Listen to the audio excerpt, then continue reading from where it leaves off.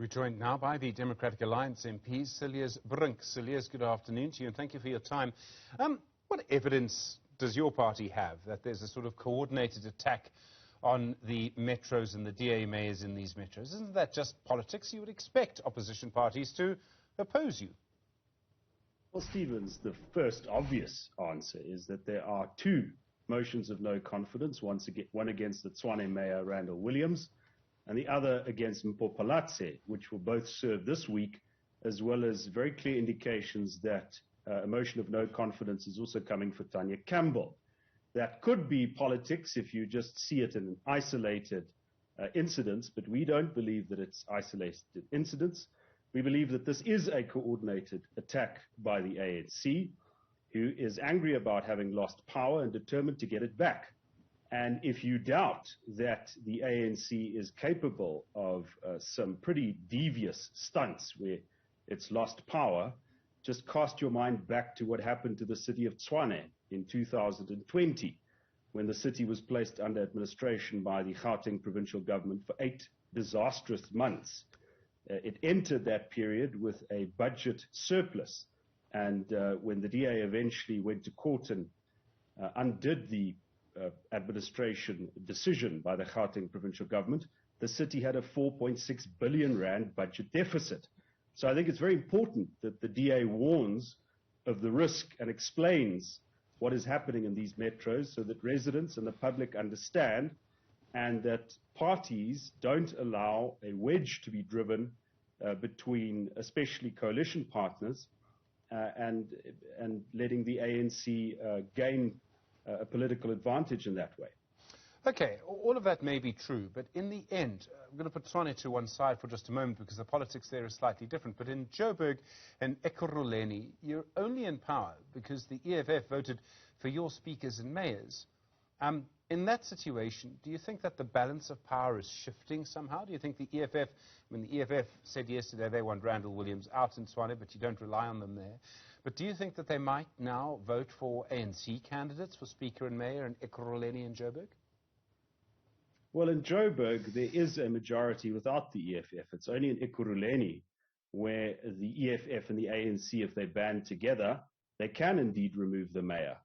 And that's why it's very important to explain, while successes are being achieved, especially in Ekurhuleni, a number of new Metro Police officers being deployed on the streets of Ekurhuleni, 46 tenders being issued for independent power producers, real progress being made there. So when something, or if something like this happens, if the EFF decides to bring the ANC back to power, then the residents of that city must understand what's going on. And the same thing is true if smaller parties band with the ANC to achieve similar results in Joburg and Tshwane. And that is the political scene which John Steenhuisen tried to explain to the public, especially in light of the importance of these coalitions, because they provide the model not just for how these metros will be governed in the next 4 years, but also how Gauteng might be governed in 2024 and how the country might be governed. So what we have done is given our commitment. We will not let these coalitions fail as far as it depends on us, and we will work with our partners to defend these coalitions against any assault by the ANC and their proxy parties. You say you'll work with your coalition partners, but we've seen now that Action SA is prepared to work against you. They voted against the plan by your Mayor, Randall Williams, to accept this bid, this unsolicited bid from power companies to refurbish 2 power stations in Tshwane. Are you worried that your relationship with Action SA is now going to move from some sort of constructive coalition to, let me call it, argumentative coalition, rather? Well, it is a risk that, the ANC will try and drive a wedge between those 2 parties, between us and Action SA. And Salim Simanga has been on your show to put our position on that particular behavior by Action SA. But the point is, we are willing to go to the negotiating table, back to the coalition arrangements and the mechanisms. Yesterday, there was a meeting of the Coalition Oversight Committee where Tshwane inter alia was discussed. So whatever happens between the DA and Action SA, and we are on record as being extremely perturbed by what happened in Tshwane with the way that particular investment was handled.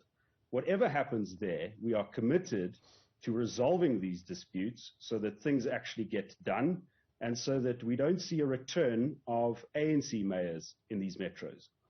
You made the point a few moments ago about what could happen in 2024 in the national and provincial elections there. A similar point, I think, made by the leader, your leader, John Steenhuisen, earlier today. So you seem confident that the ANC will drop below 50%. That may or may not happen. I'm talking about national government now. But even if it does, it's not clear to me that you would be able to form a coalition of other parties, unless, of course, Cilliers, the ANC asks you to join them in national government. So there are no guarantees in politics. We aren't, picking out curtains for the union buildings or any of the ministerial offices. That's the point. We've got to work to attain that result. Our own internal polling certainly shows consistently that the ANC is polling below 50%, which is the nationwide result that they got in 2021. I think they got 47%. And according to our polls, they haven't reached 50% since then. So there is a significant chance that a coalition might be formed in 2024, of which the DA will play a leading part.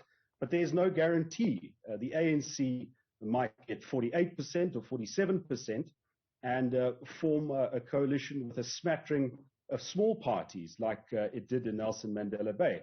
So we're not taking any of this for granted, Stephen, but we are preparing for what is definitely a post-ANC period. And I think if we can show in these metros that coalitions can be stable and that coalitions can deliver, it will be a more compelling offer that we give to voters in 2024, and it will increase our chances of forming not only a coalition nationally, but forming a coalition that can actually work effectively and get things done. Cilliers Brink, thank you, Member of Parliament for the Democratic Alliance.